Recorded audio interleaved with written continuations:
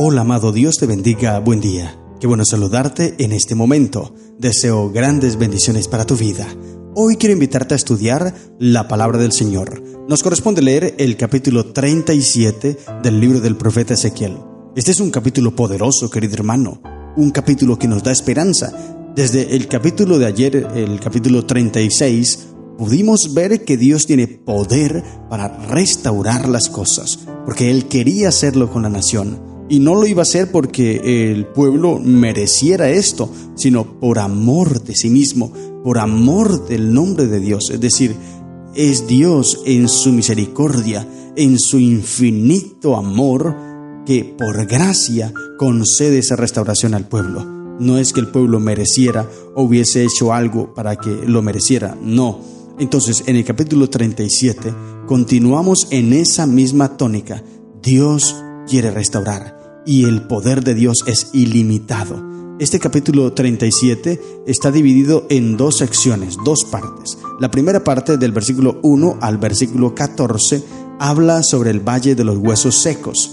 Y el segundo, del versículo 15 al versículo 28, es un acto simbólico que predice la unión que Dios quería hacer de las dos naciones, Israel y Judá. Esto lo leímos también en el capítulo anterior. El Señor refleja allí que quería hacer de los dos pueblos uno solo, unirlos. La visión de los huesos secos tenía el propósito de ilustrar cómo Israel, esparcido y aparentemente sin esperanza, reviviría y sería restaurado. Así que esta visión o este capítulo 37 nos enseña cómo puede Dios traer vida a lo que parece estar muerto. En este pasaje los huesos secos cobran vida nuevamente, simbolizando la restauración de Israel y la promesa de Dios de renovación y restauración. Eso es un recordatorio, querido hermano, de que incluso en medio de situaciones aparentemente sin esperanza, en situaciones críticas, donde todo es oscuridad, donde no vemos ninguna señal, ninguna salida, entonces Dios tiene el poder de traer vida y restauración. Este capítulo 37 de Ezequiel nos desafía a confiar en la soberanía de Dios, en su poder, en su capacidad para transformar nuestras vidas, nuestra situación, nuestras crisis y nuestras circunstancias más allá de lo que nosotros podemos imaginar. Así que, querido hermano, en Ezequiel 37 nosotros podemos mantener la fe en Dios, incluso en los momentos más oscuros, en los momentos más sombríos, en los momentos más críticos, y nos invita a recordar que su poder es ilimitado. Nos anima a confiar en su promesa de vida y resurrección y a buscar su guía y dirección en medio de las pruebas y desafíos que enfrentamos. En conclusión, este capítulo 37 es para nosotros devorarlo y poderlo tomar como Dios que restaura nuestra vida y quiere hacerlo. Dios quiere restaurar tu hogar, Dios quiere restaurar tu vida. Tal vez estés enfrentando crisis, tal vez estés a punto de terminar tu matrimonio, sientas como veía aquí el profeta ese valle de huesos secos, sientas que no hay ya nada que hacer, tú crees que ya todo terminó, o tal vez tengas algún familiar enfermo de manera grave y los médicos han dicho que no hay ninguna posibilidad y tú tal vez estás perdiendo la esperanza. Pues hoy, en el nombre de Cristo Jesús, te invito a tener esperanza, porque Él es esperanza. Él puede hacer lo imposible, lo que para los hombres es imposible, dijo Cristo allí en Mateo. Para Dios todo es posible. Así que leamos este capítulo 37 y tengamos esperanza en Cristo Jesús. Dice la Biblia, Ezequiel 37: La mano de Jehová vino sobre mí y me llevó en el espíritu de Jehová y me puso en medio de un valle que estaba lleno de huesos y me hizo pasar cerca de ellos por todo en derredor. Y he aquí que eran muchísimos sobre la faz del campo y por cierto secos en gran manera. Lo que está registrando aquí el profeta, la forma en cómo estaban los huesos, es para determinar nuevamente y dar claridad acerca del poder restaurador de Dios. Entre más caótico y terrible sea la crisis, más poder se puede ver en Cristo Jesús. más grande será la victoria. Entre más grande el problema, no, más grande la victoria. Entonces dice el versículo 3, y me dijo: hijo de hombre, ¿vivirán estos huesos? Y dije: Señor Jehová, tú lo sabes. Te pregunto, ¿habría posibilidad de que esos huesos recobraran la vida? Humanamente hablando, no hay ninguna posibilidad. Es imposible, humanamente hablando es imposible, no se puede. Pero el profeta Ezequiel no piensa como humano. Él le deja todo a Dios y le dice: Señor, tú lo sabes. Y el versículo 4, me dijo entonces: profetiza sobre estos huesos y diles: huesos secos, oíd palabra de Jehová. Así ha dicho Jehová el Señor a estos huesos: he aquí yo hago entrar espíritu en vosotros y viviréis, y pondré tendones sobre vosotros y haré subir sobre vosotros carne, y os cubriré de piel y pondré en vosotros espíritu y viviréis, y sabréis que yo soy Jehová. Profeticé pues como me fue mandado, y hubo un ruido mientras yo profetizaba, y he aquí un temblor, y los huesos se juntaron, cada hueso con su hueso. Y miré, y he aquí tendones sobre ellos, y la carne subió, y la piel cubrió por encima de ellos, pero no había en ellos espíritu. Y me dijo: profetiza al espíritu, profetiza, hijo de hombre, y di al espíritu: así ha dicho Jehová el Señor, espíritu, ven de los cuatro vientos, y sopla sobre estos muertos, y vivirán. Y profeticé como me había mandado, y entró espíritu en ellos, y vivieron, y estuvieron sobre sus pies un ejército grande en extremo. Qué interesante visión la que presencia el profeta. Pero la pregunta para el profeta fue: ¿vivirán estos huesos? ¿Habrá alguna posibilidad de que ellos se levanten estando secos, estando sin vida? Un caos terrible, confusión terrible. No había esperanza, no había solución. Pero el profeta dice: Señor, tú lo sabes. Si Dios lo dice, Él lo puede. Esto me recuerda a aquel momento de Lucas capítulo 5, cuando los discípulos, dice el texto bíblico, que toda la noche habían estado pescando y nada habían conseguido. Y en la mañana siguiente, sin esperanza, desanimados tal vez, cansados, con hambre, desesperados, angustiados, están lavando las redes, dice el texto bíblico. Pero Jesús está hablándole a la multitud. Y cuando termina de predicar a la multitud, Jesús le dice a Pedro: Simón, boga mar adentro y echa tu red para pescar. Lo invita una vez más. Pedro le dice: Señor, no hay posibilidad de que yo tenga victoria, Señor. No hay posibilidad. Toda la noche pesqué, me fue mal. En este lugar hay caos, en este lugar hay soledad, en este lugar hay confusión. No hay cómo poder pescar. Y si en la noche me fue mal, en el día también, Señor. Pero me llama la atención lo que dice Pedro. Él expresa su parte humana, su condición humana, claro que sí. Y esto es normal, pero no podemos quedarnos allí. No podemos quedarnos sin esperanza, querido hermano. Hay que manifestar lo que sentimos, sí, claro, pero no podemos quedarnos allí, porque si no somos nosotros, es Dios. Y Pedro dice: Señor, sí, me fue mal, fue un fracaso total, eso lo acepto, pero en tu palabra echaré la red. Maravilloso. En tu palabra echaré la red. Y yo entiendo que lo que está diciendo aquí el profeta Ezequiel es algo parecido a lo que dijo Pedro. Señor, tú lo sabes. Yo siento que no hay ninguna posibilidad. Yo veo que no se puede, humanamente es imposible, pero tú lo puedes todo, Señor. Querido hermano, esto nos enseña una grande lección. No sé si tú ya la has sacado, pero yo te quiero invitar para que tú tengas esperanza en Cristo Jesús, tengas esperanza en Él. Y esto, querido hermano, debemos entenderlo cuando nosotros estemos hablándole a las personas. A veces tendemos a pensar que no hay solución, que ya esa persona está perdida, que no tiene salvación.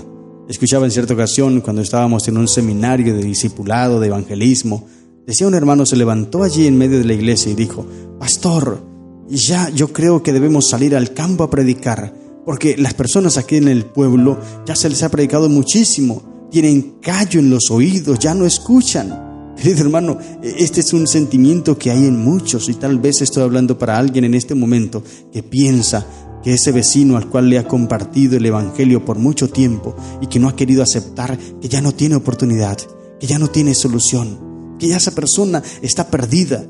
Tal vez estás en las condiciones aquí como Ezequiel, viendo el valle de huesos secos que no tienen posibilidad de vida, y tú tal vez ves a esas personas de esa misma manera. Los ves alcohólicos, drogadictos, con pecados terribles, y tú dices, no tienen esperanza, ya están muertos, no hay posibilidad humana. Pero debes entender esto precisamente: no hay posibilidad humana, pero Dios puede hacer lo imposible. Aunque quizá parezca que esas personas no están dispuestas a escuchar o a recibir la luz de la verdad de Cristo, debemos, querido hermano, debemos hacer nuestra parte, debemos hacer nuestra tarea sin preguntas ni vacilaciones. Tenemos que salir a predicar. Algunos dicen, pero es que en este barrio nadie quiere, las personas son duras, el evangelio es pesado, es duro. Sí, pero tú no debes cuestionar esto. Tienes que salir, tienes que predicar. Debemos darle repetidas veces el mensaje: despiértate tú que duermes y levántate de los muertos y te alumbrará Cristo. Esto es lo que debemos hacer. Entender, querido hermano, que no es el agente humano el que inspira la vida. No eres tú quien hace que las personas se bauticen. No eres tú quien hace que las personas acepten a Cristo Jesús. No eres tú quien permite que las personas acepten el evangelio. No, el Señor Dios de Israel hará esa parte, avivando la actividad en la naturaleza espiritualmente muerta. Esa persona alcohólica, esa persona drogadicta, esa persona malgeniada que golpea, que maltrata a sus hijos, a su familia, a su esposa, y tú piensas que esa persona no tiene solución, que ya está perdida. No eres tú quien puede hacerlo transformar, no eres tú quien lo va a cambiar. Es el poder vivificador de Cristo a través del Espíritu Santo. Él es el que hace esta obra, Él es el que hace este poder de transformación. Tal vez tu esposo, tal vez tu esposa, tú sientes que no tiene remedio, que no tiene solución, y tú estás a punto de abandonarlo, pero debes entender que no eres tú quien lo transforma, es Dios. ¿Qué tienes que hacer entonces? Clamar a Dios, buscar a Dios, dejar de intentar tú mismo transformar a tu esposo o a tu esposa, porque a veces nosotros nos convertimos en esos, somos como transformadores, queremos renovar a las personas y les peleamos y les alegamos y pensando que nosotros lo vamos a hacer cambiar, y no somos nosotros, no es el agente humano, es Dios. Sabes, esto lo entendía muy bien el apóstol Pablo, y él dijo allí en 1 Corintios capítulo 3 versículo 6, y yo quiero que tú lo entiendas también. 1 Corintios 3:6 dice: yo planté, Apolos regó, pero el crecimiento lo ha dado Dios. En la obra del evangelio, querido hermano, es Dios quien hace la obra. Tú puedes tener 100 personas estudiando, pero ninguno se bautiza tal vez, y tú piensas que tu trabajo ha sido perdido. No es así. De pronto llegó otro y bautizó 50, y tú dices, pero ¿por qué conmigo no se bautizaron y con él sí? ¿Es que acaso él tiene más fe que yo? ¿Él tiene más santidad que yo? No, querido hermano, no se trata de eso.